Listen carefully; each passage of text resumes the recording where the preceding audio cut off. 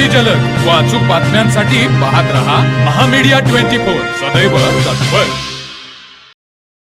हमीदवाडा येथून चाकण पुणेकडे काजूचे टर्फल घेऊन जाणारा ट्रक टोप येथील महामार्गावर पहाटे 4:30च्या सुमारास पलटी झाला। या अपघाताची माहिती मिळताच सकाळी सुमारे 6 वाजता क्रेन घटनास्थळी दाखल झाली। मात्र ट्रक उचलण्याच्या प्रयत्नामध्ये क्रेनचे 3 रोप तुटल्याने अडचण निर्माण झाली। त्यामुळे ट्रकमधील काजूचे टर्फल काढण्याचा निर्णय घेण्यात आला। त्यानंतर दुसरा ट्रक घटनास्थळी आणून सुमारे 1.5 तासांच्या प्रयत्नानंतर रस्ता अक्षरशः मोकळा करण्यात आला।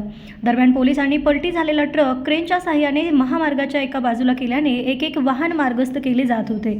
त्यामुळे वाहने संथ गतीने पुढे जात होती। या अपघातामुळे दोन्ही बाजूंनी वाहनांच्या लांबच लांब रांगा लागल्या होत्या। विशेषतः सकाळच्या वेळेत प्रवासी वाहने, मालवाहू ट्रक व खासगी वाहन चालकांना मोठ्या अडचणींचा सामना करावा लागला। शिरोली पोलीस व हायवे पोलिसांच्या शर्थीच्या प्रयत्नानंतर अनेक तासांनंतर वाहतूक सुरळीत झाली।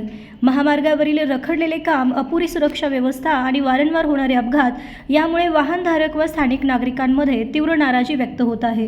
महामार्गाचे काम अजून किती अपघात आणि वाहतूक कोंडी घडवणार असा संतप्त सवाल वाहनधारक आणि नागरिकांकडून विचारला जात आहे। तर मग चला सबस्क्राइब करायला विसरू नका महामीडिया 24 न्यूज चॅनलला। महामीडिया 24 सदैव तत्पर।